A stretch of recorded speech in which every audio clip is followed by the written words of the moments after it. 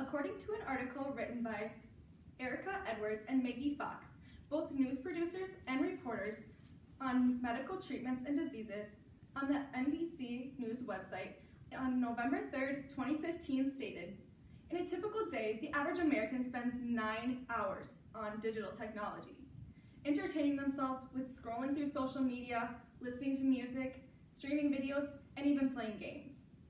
I'm guessing that most of you in this class have been on your phone at least one time today, whether it be before this class or maybe even during this class." Social media affects the lives of adolescents. Today, I will tell you about the positive effects of social media and the negative effects of social media. As with anything, let's start out with the positive effects first. Two of the main positive effects are dealing with social connection and also dealing with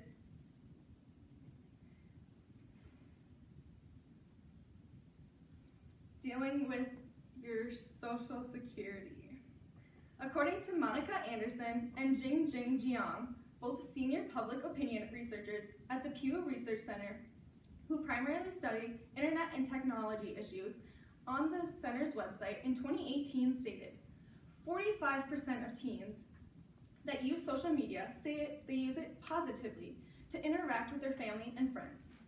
They also say that it's easier to connect with others that are a far distance away that otherwise they would have to write a letter to. According to Chia Chen Yang and Angela Robinson, a researcher and professor at the University of Memphis, mainly focusing on adolescents and emerging adults' psychosocial development in digital era, in the Journal of Computers and Human Behavior, in February 2018, stated social networking sites help adolescents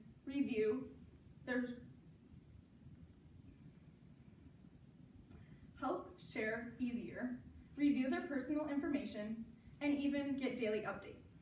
They also go on to talk about social comparison.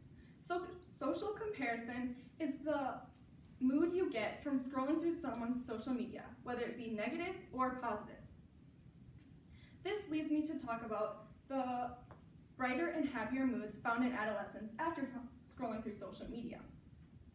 In an article written by Anna Radovic, an assistant professor of pediatrics at the University of Pittsburgh School of Medicine, and other authors, in the Journal of Adolescence in February 2017 stated that those adolescents with the worst mood, when they scrolled through social media and were looking at it all, they used social media as a distraction.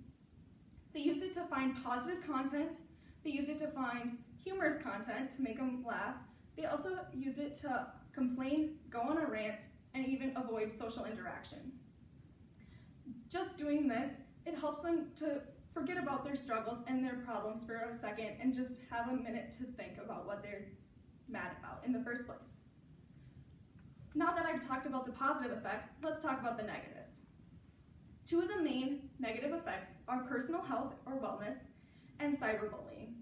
As stated by Ji Du, a PhD candidate at the Department of Communication Sciences at VU Amsterdam, currently studying the link between social media and self-control, and other authors, in the Journal of Computers and Human Behavior, July 2018, stated that social media users have a higher choice to choose between social networking or being more productive, like doing their homework or studying for a test or something. Also, Anna Radovic, as cited earlier, says that those with stress, unstable mental health diseases, and depression have a higher chance of using social media to help relieve from their disease. She also goes on to talk about a European study that talks about internalizing symptoms. Those younger adolescents that had a higher chance of using social media usually would try to internalize their symptoms, which would put a strain on their body and even cause the instability of their mental health and wellness. Due to the mental health and that there's a higher chance of cyberbullying.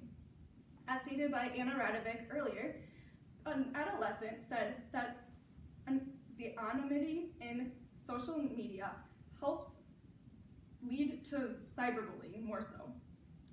In our generation, People post mean, nasty things every day, and they can do it from the comfort from behind a screen, which is not a good thing to do.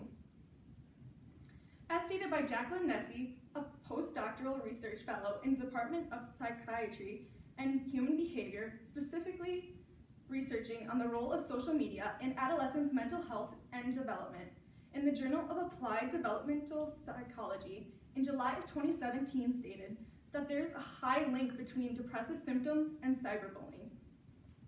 Today I have informed you about the positive effects of social media and the negative effects of social media.